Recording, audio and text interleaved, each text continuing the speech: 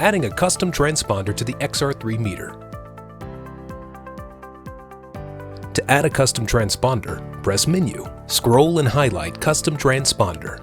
Press Enter, then press Add. Enter the satellite orbit, satellite name, label transponder, frequency, polarization,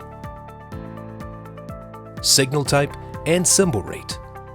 Once completed, press Save and then Exit.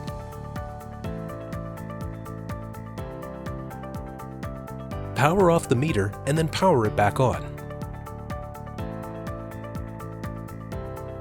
From the main screen, scroll to the satellite and polarity. Use the up-down arrow keys to locate your custom transponder.